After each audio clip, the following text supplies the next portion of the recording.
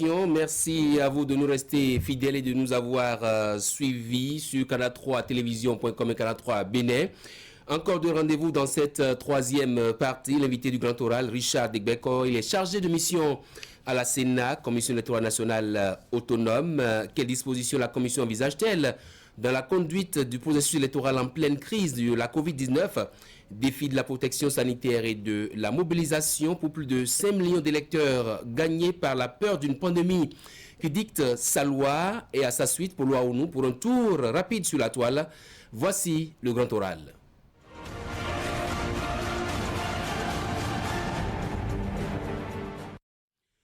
Richard Degbeko, bonsoir, bienvenue sur ce plateau. Vous êtes chargé de mission à la Sénat. Bonsoir, M. Anamoussou. Oui, merci d'être venu. C'est moi qui vous remercie. On sait, la Sénat, c'est la pièce maîtresse de l'organisation des élections communales. Et les communales, c'est le 17 mai prochain. Un mois nous sépare pratiquement du 17 mai, donc du jour du scrutin.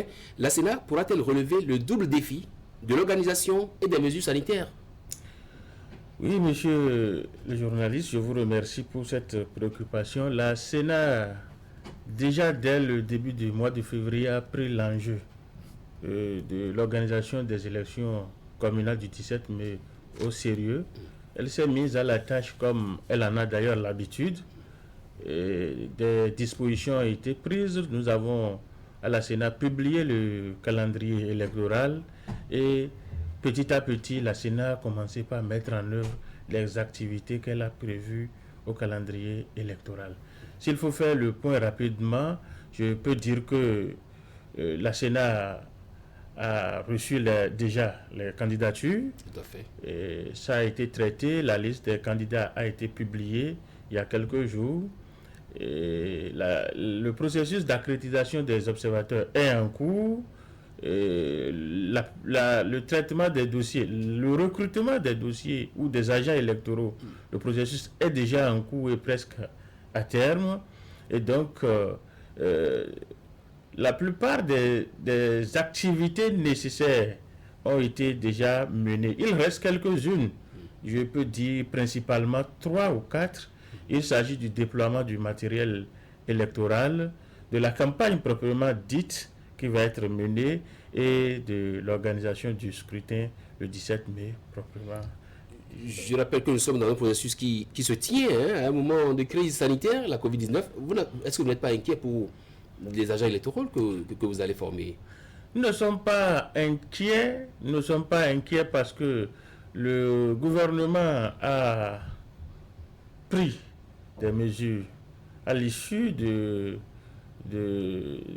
rencontre que les présidents d'institutions ont faite le 8 avril dernier. Et ils ont recommandé au gouvernement, au président de la République, le maintien de la date du 17 mai et ont préconisé des mesures pour que les élections aient lieu de façon normale ou de très bonne façon le 17 mai prochain.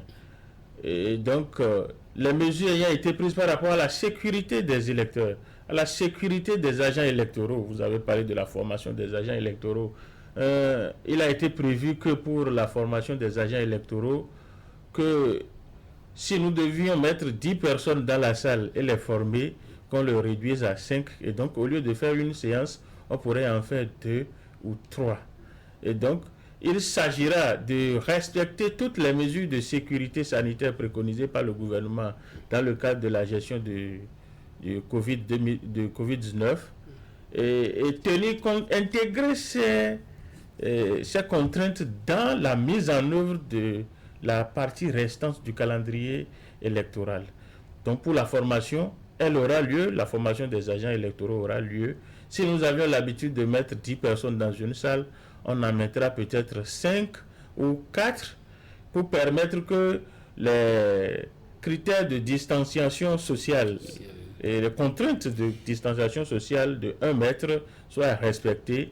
Et le gouvernement a mis à la disposition de la Sénat des cache-nez et des gels hydroalcooliques pour permettre à chaque agent électoral et au personnel qui va former les agents électoraux d'avoir des cache-nez lors de la formation et d'avoir aussi du gel pour se laver se nettoyer les mains. Je rappelle que le processus électoral a commencé quand même pendant que la crise, c'est vrai que ça n'avait pas encore gagné le Bénin. Comment avez-vous réussi quand même avec tout ce qu'il y avait comme équipe qui devait étudier les dossiers? Comment avez-vous réussi à passer ce cap-là sans qu'on ait mis toute la Sénat en quarantaine? Merci, je pense que nous avons eu la chance que pendant 7 ans, la pandémie n'avait pas encore pris une certaine ampleur au Bénin. Et on était à ce moment à 1 ou 2 cas identifiés au Bénin, ce qui n'a pas inquiété du tout. Et donc, nous a permis de travailler de façon normale, même malgré qu'en ce moment, nous avions déjà des gels hydroalcooliques et on respectait déjà les critères de distanciation lors de nos travaux par rapport à la gestion des candidatures. La dernière activité, c'est cette maquette de bulletin unique qui est déjà disponible désormais. Tout se passe dans la Sénat comme s'il n'y a pas de crise et que tout se passe dans un contexte normal, M. Degbeko. Oui, et bon, nous avons la chance qu'il y a certaines activités dont la réalisation ne nécessite pas un grand nombre de personnes. L'activité que nous avons menée aujourd'hui, qui a conclu à l'adoption de la maquette de bulletin unique, ne nécessitait pas trop de personnes. C'est un travail intellectuel qui a été fait par les cadres de la Sénat, validé par la plénière de la Sénat, et donc ce travail a été mis en œuvre par les responsables de la Sénat ce matin avec quelques invités, quelques représentants. Il s'agit des mandataires de partis politiques, ils sont 5, et donc la Sénat leur a permis de venir avec un accompagnateur. Et certains sont venus avec 1, d'autres sont venus avec 2, mais ça s'est bien passé. Il n'y avait pas la contrainte de distanciation de 1 mètre a été respectée et l'activité s'est menée sans qu'il n'y ait de problème. Le gel hydroalcoolique était là et donc tous les participants avaient lavé les mains avant d'entrer dans la salle, et même au début de l'opération de tirage, ils ont lavé les mains et à la fin ils lavent les mains. Donc assez de précautions là. Toutes les mesures précautionnées par le gouvernement dans le cadre de la gestion de cette pandémie ont été respectées et sont respectées. Donc nous avons la chance, comme je l'ai dit, que certaines activités ne mobilisent pas trop de personnes. Les activités qui viennent, donc les activités à venir, peuvent solliciter beaucoup de personnes. Et donc, nous allons intégrer, comme je l'ai dit, comme nous l'avions déjà fait. Vous allez scinder le groupe en plusieurs. Comment vous voilà. Faites. Mais ça va nécessiter quand même, c'est pas, un surplus d'efforts ou de surcoûts, non? Le surplus d'efforts ne nous inquiète pas. C'est notre travail. C'est ce que nous faisons tous les jours. Nous sommes là pour ça. Mais le surplus de coûts, c'est ça que cela induit. Ça va induire évidemment un surplus de coûts. Et je pense que le gouvernement est là pour nous accompagner dans la réussite du processus électoral et que ces aspects seront pris en charge par le gouvernement. Il y a eu cette rencontre entre la Sénat et les partis politiques. Quand vous les écoutez, est-ce que vous avez le sentiment que les partis politiques ont vraiment pris la mesure de l'ampleur sanitaire qui se joue actuellement? Oui. D'abord, tout le peuple béninois entier a pris la mesure de l'enjeu autour du Covid-19.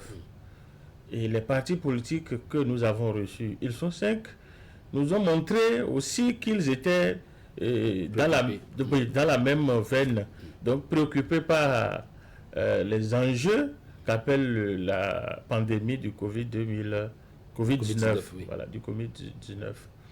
Nous avons senti que nous avons en face des partis politiques qui sont très engagés pour le processus électoral, très engagés pour sa réussite, ont écouté le président de la Sénat le 11 avril dernier, et quand il leur faisait le point des dispositions prises par les présidents d'institutions en leur réunion du 8 avril. Et donc, ils ont été tous d'accord pour que ces dispositions soient mises en œuvre. Ils ont formulé des propositions pour que la campagne se mène bien, et la Sénat a pris note de ces propositions-là. Je pense que un rapport est en train d'être fait pour que les responsables analysent, soit au niveau de la Sénat seul, soit avec le gouvernement, la possibilité de mise en œuvre de ces propositions. Déjà, il faut avouer que ça a commencé puisque il a été préconisé à cette rencontre du 11 avril que les partis politiques rencontrent la HAC qui a la charge d'organiser l'accès des partis politiques et des candidats aux médias. Une rencontre a eu lieu déjà hier entre la HAC et les partis politiques. C'est une première, je pense que ça va se poursuivre jusqu'à ce que nous abordions la campagne et le reste du processus. Est-ce que vous avez quelques échos de cette rencontre entre les partis politiques et la HAC, des partis politiques qui ne sont pas d'accord avec une méthode, cette méthode que préconiserait la HAC, à savoir qu'il faut permettre à d'autres formations politiques qui ont les moyens de pouvoir accéder librement aux médias? Oui, c'est normal. C'est normal qu'il y ait des gens qui ne soient pas d'accord, mais l'essentiel, c'est que au bout de rencontres, on arrive à s'entendre. Et donc, je pense que les partis politiques et la HAC arriveront à s'entendre sur ce qu'il faut faire pour la gestion de la campagne électorale par les médias. Une fois encore, je voudrais dire que dans la formule qui a été décidée, c'est le gouvernement qui prend en charge la totalité des frais occasionnés par cette campagne médiatique. Et donc, si les gens s'entendent pour que des plages soient consacrées à cette partie que le gouvernement va prendre en charge et que d'autres pourraient éventuellement, je n'en sais rien, solliciter d'autres médias, s'ils entendent sur ça, la Sénat va constater l'effectivité de la chose sur le terrain. Et je sais que les partis politiques engagés dans les élections du 17 mai s'entendront avec la HAC. C'est vrai qu'il y a une particularité pour cette élection, c'est que la campagne sera essentiellement médiatique, c'est ce qui a été retenu. Même les mégaphones ne doivent pas s'arrêter, ne doivent pas stationner pour éviter les attroupements. À quoi doit-on s'attendre? Il faut constater que la pandémie du Covid-19 ou coronavirus est en train de faire changer les habitudes dans le monde. D'abord dans le monde entier. Qui pouvait imaginer que durant un mois ou des semaines entières, des gens seront enfermés dans des chambres sans sortir? Et qui pouvait imaginer que un peu partout dans la rue, on voit des gens masqués comme des kalitas un peu partout, tout le temps? Et donc, les comportements ont commencé par changer, les habitudes changent et les modes de vie et de fonctionnement, autant des individus que des institutions, changent. Et c'est comme ça que la façon dont on faisait la campagne change aussi, a changé.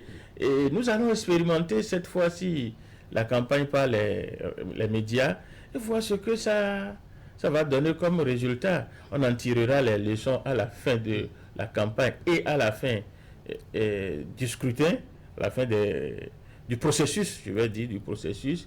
Et on verra ce que ça a pu nous apporter, ce que ça a pu nous empêcher d'avoir l'usage de cette procédure-là. Il faut rappeler que nous sommes en matière d'élection communale et c'est la Sénat qui est le chef d'orchestre en la matière. Comment la Sénat peut-elle contribuer donc à ce que chaque acteur puisse jouer vraiment sa partition?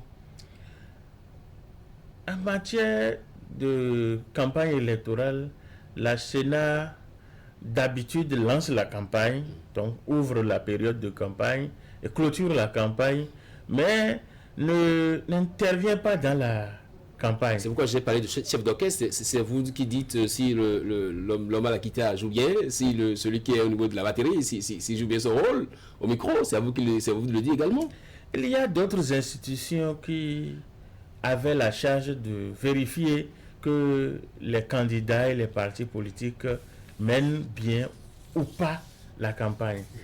Et ça, c'est au temps où les individus, ou les partis politiques, les candidats devaient aller à la rencontre des populations, faire des réunions. Il y a des créneaux horaires où les réunions ne devaient pas être faites, et ainsi de suite. Comme il s'agit des médias, actuellement, la HAC est au centre de la régulation, de la campagne. Elle n'est plus au centre de la régulation des médias seuls, mais elle est au centre désormais de la régulation de la campagne électorale. Et c'est la première expérience. Nous verrons à la fin ce qui aura pu être fait, les avantages ou les insuffisances qui sont liées à ça. Et nous corrigerons, et chaque institution en tirera les conséquences. Est-ce que vous avez des craintes que ça flotte à un niveau, monsieur? Non, aucune crainte. Aucune crainte que ça flotte à un niveau donné, parce que depuis 2016, nous voyons que, quelles que soient les difficultés ou les situations inattendues qui se révèlent à nous, on gère et on passe. Et nous sommes persuadés que nous allons gérer et passer ce moment de Covid sans même qu'on ne puisse constater qu'il y a eu quelque chose qui ne va pas. Tout ira bien et je suis persuadé que ça va aller. Merci à vous, M. Dibeko Richard. Merci d'être passé sur le Grand Oral. Vous avez un mot de la fin? C'est juste d'inviter les populations, les électeurs, à se préparer et d'abord à respecter les mesures sanitaires préconisées par le gouvernement, à s'habituer déjà à ça avant que la campagne ne commence, à désormais s'apprêter à recevoir les messages des candidats et des partis politiques à travers les médias, la radio, les télés, la presse écrite, les réseaux sociaux. Et donc, à faire attention maintenant, parce que sur les réseaux sociaux, il y a certains autres phénomènes. Phénomène qui conduit beaucoup à de l'infox, la désinformation. La désinformation. Et je pense que cette campagne nous permettra de réfléchir plus amplement sur ce phénomène-là. Et à la fin, nous évaluerons. Nous remercions les partis politiques pour leur participation au processus, et nous avons senti qu'ils sont très, très attentifs et ils participent, ils sont prêts pour aller au processus électoral, et c'est ce que la Sénat attend. Merci à vous, M. Dibeko, merci d'être passé. Voici donc la transition qui permet d'installer Polo Aounou dans les 10 dernières minutes.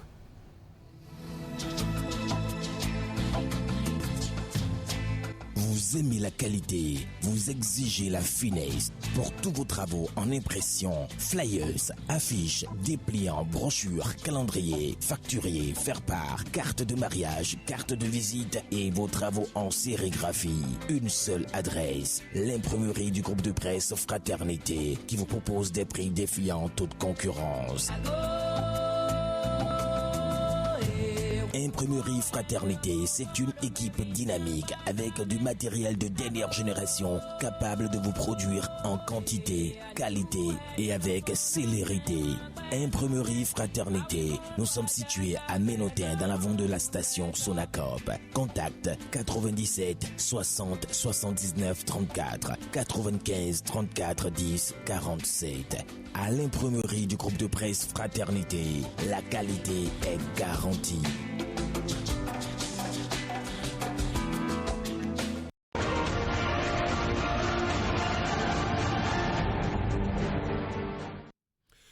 Bonsoir et bienvenue à vous, Polo Aounou. Bonsoir. Merci d'être au rendez-vous.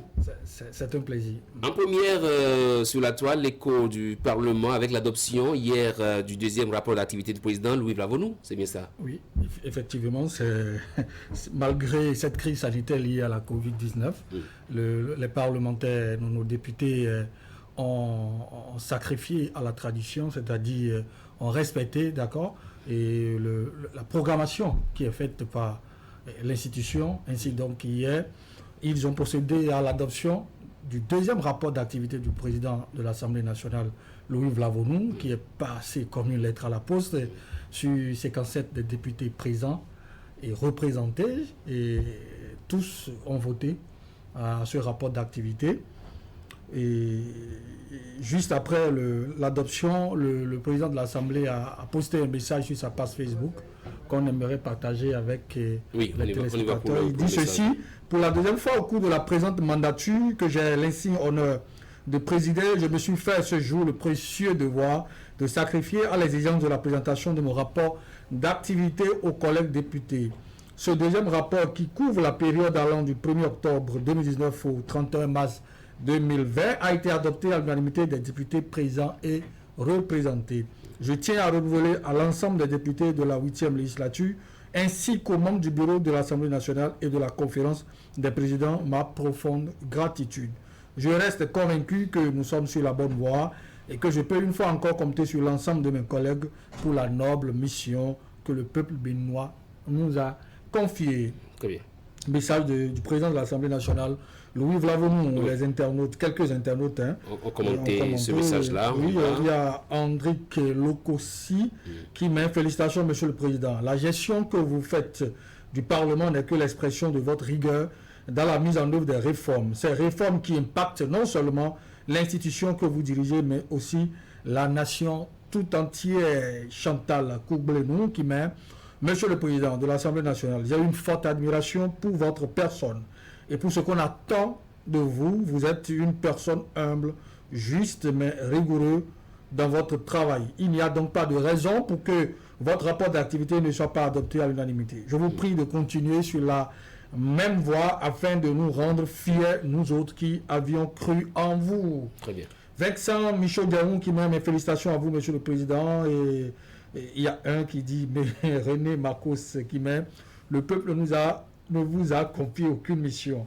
C'est la mission que M. Patrice Talon vous a confiée. Le peuple avait fait une abstention à plus de 75%. Et il y a Julien Kérosène qui met: la jalousie vous donne quoi? Grosse interrogation. Oui. On va passer au sujet numéro 2.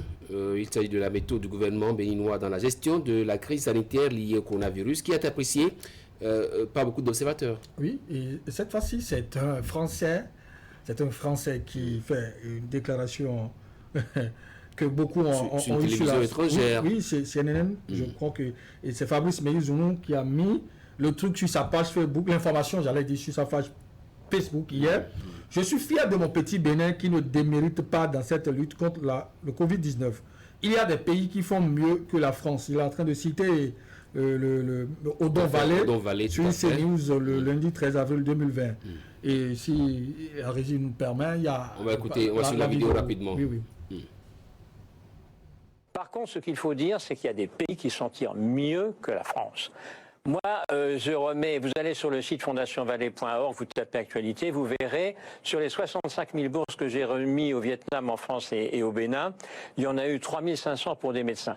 Au Bénin, j'ai des médecins en prison qui soignent, qui préviennent le virus. Ils ont prévenu une épidémie de tuberculose dans une prison avec 30 tuberculeux. Pas un seul n'a donné la tuberculose à un autre parce qu'il y avait le masque, parce qu'il y avait un médecin qui les suivait d'une manière extraordinaire. Donc on peut faire mieux qu'en France. Est-ce que vous êtes en train de nous dire, Odon Vallée, qu'on gère mal cette crise en France? Oui. Oui, mais je n'accuse personne. Par rapport à d'autres pays, je pense que nous faisons des progrès dans la gestion de crise, mais il y a des problèmes qui ont vraiment, je dirais, mécontenté les Français. Quand vous voyez le confinement, bien sûr, c'est très bien. On oublie, il y a les SDF, on oublie, il y a les migrants, on oublie, il y a les réfugiés, on oublie, il y a des gens qui vivent à 7, 8 personnes dans 10, 12 mètres carrés, ça existe. On ne peut pas considérer qu'on puisse régler cette épidémie de la même façon partout sur le territoire. Au Bénin, où je conseille aussi le gouvernement, ils ont fait un cordon sanitaire entre les départements qui étaient les plus à risque et les autres. Ça, c'est intelligent. On peut être plus intelligent ailleurs qu'en France. Les Français sont trop orgueilleux. Honnêtement, ça n'a pas été très bien géré, mais je n'accuse personne. C'était à l'instant Odon Vallée, spécialiste des religions. Des commentaires sans doute à la suite de cette... Il y a de quoi être fier quand on écoute ces gens de commentaires sur notre pays. C'est la preuve que ceux qui nous gouvernent, c'est des gens qui réfléchissent et qui ne font pas comme tout le monde. Ils adaptent la situation aux réalités que nous vivons. Et je pense que même en dehors, avant Odon Vallée, il y avait le président du Niger qui avait fait Tout une à fait. déclaration pareille sur France 24 et qui a félicité son collègue, le président Patrice Talon, pour la mesure de cordon sanitaire Tout à fait. qu'il a prise. Les commentaires après cette publication de Fabrice Meizounou, Myrlène Farah qui met « Bon, je vais aller manger à Sropui et une bonne dose de Wokoli et boire Bissap dessus. Je suis heureuse comme femme de voleur. » Fabrice, envoie-moi la vidéo via WhatsApp. Il y a La femme de voleur n'est pas heureuse. Attention, attention, Myrlène En tout cas, Farah. je ne fais que lire son commentaire. On y va, oui. Apiavi Jocelyne Kentossou qui met la famille de Hamel se souhaite à l'abri du besoin. Nous pouvons mourir maintenant. Fabrice Meizounou, j'espère qu'il ne t'a pas bloqué. Hein. Et bon, c'est les taquineries sur les réseaux sociaux. Guillaume Samo Adjé qui met pourtant, les gens voulaient que l'on copiât bêtement la mère patrie, tout comme s'il n'y avait qu'une seule façon de gérer une crise. François Adekambi, il est en train de dire que ceux que nos chers savants copient bêtement n'ont pas le monopole de l'intelligence. Talon et eux, les mots me manquent. Et il y a Mireille Agbogbe qui met « Je suis fan, je partage ça ». Il y a Kehende Kouchika, ça c'est du lourd. Les Béninois sont intelligents, mais pour ça là, il n'y avait pas marche. Bon, on va se faire de la pub sur notre gestion de la crise. We love Bénin. Pour finir, Jean Jaurès Tengbo qui met en réalité, le Bénin a le potentiel d'être le Cuba d'Afrique en termes de médecine. On va passer au sujet numéro 3, c'est la Loterie nationale du Bénin qui a déployé des dispositifs de lavage de main à l'entrée de tous ces centres de jeu. Comme vous l'auriez constaté il y a depuis un instant, il y a un moment, j'allais dire, il y a beaucoup d'attaques fusent de partout et demandant à ce qu'on ferme les centres de jeu. Mais ils ne savent pas que ceux qui gèrent cette maison et prennent des mesures d'accord qui protègent et les clients et les travailleurs de cette maison. Et c'est Tanguy Agoyi qui met sur sa page Facebook, lutte contre le Covid-19, la Loterie nationale déploie un nombre important de kits de lavage de mains devant les salles de jeu.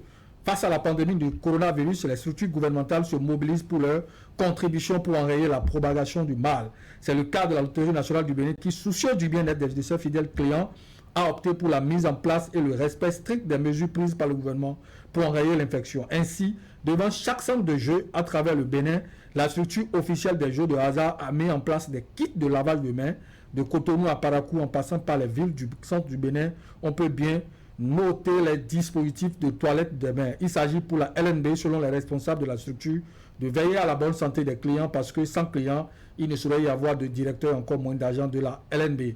Ainsi donc, un important investissement a été fait pour doter les différents centres de quoi se laver les mains et limiter l'évolution de ce mal qui met à genoux le monde entier, les puissances économiques mondiales en tête. Voilà, bien. On voit des images qui défilent, des dispositifs, des sauts plastiques, tout à fait. De déployer les kits vers les centres de jeu. Très bien. Ahmed Baparapé qui met les commentaires, qui met, j'ai dit ça ici, elle ne va jamais fermer les centres là parce qu'il y a beaucoup de gros sous en jeu. C'est déjà une initiative louable qu'il faut multiplier partout à travers le pays. Olokounfes Crépin qui met, c'est grâce aux critiques des populations, sinon depuis rien n'y fit.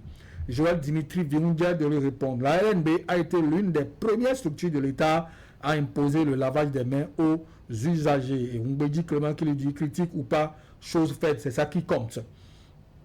Odilon Glomou Asoba, c'est avec ces bénéfices que vos salaires sont payés. Si on fermait ces centres, vos parents à qui vous donnez 1000 francs et difficilement d'ailleurs, pouvez-vous les donner si ces centres sont fermés? Et voilà quelques commentaires que nous avons sélectionnés. Cette bonne nouvelle, la présidente, que nous allons partager, c'est vrai que c'est depuis hier sur la toile, sur Canal, dans les journaux, c'est que 18 des cas confirmés ont été guéris au Bénin. Bien sûr, bien sûr. Et on note une ferveur nationale. On constate que les Béninois sont fiers de leurs dirigeants parce que en dehors du seul cas de décès que nous avons eu par, j'allais dire, comment dire, inattention ou bien inadvertance de notre compatriote. Je pense que les autorités en charge de la santé sont en train de maîtriser cette crise.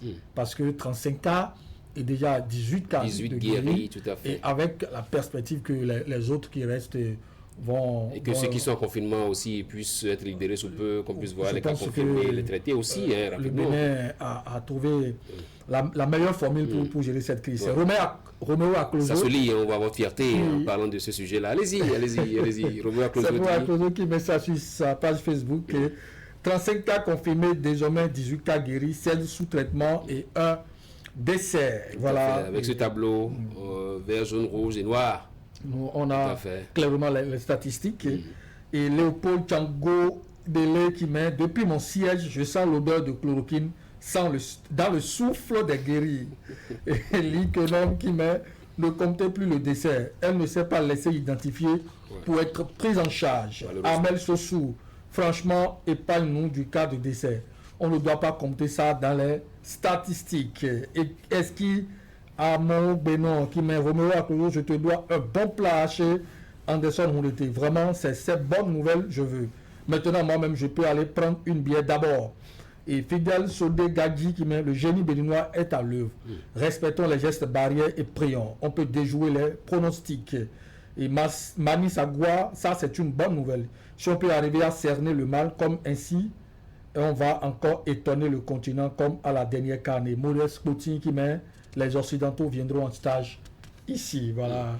Le tout dernier. Merci à vous, Paulo Aounou, merci d'être passé très rapidement. Sans doute que très prochainement, on aura également des commentaires sur la toile, sur d'autres sujets. Bien sûr, surtout sur les élections municipales. Qui s'annoncent déjà. Nous sommes à un mois du jour du scrutin, 17 mai prochain. Dans 2 semaines, la campagne va démarrer. Les choses sérieuses vont commencer. Merci à vous, Paulo Aounou, d'être passé. C'était donc 90 minutes au Bénin. Rendez-vous lundi prochain. Si vous avez aimé, faites le savoir. À très vite.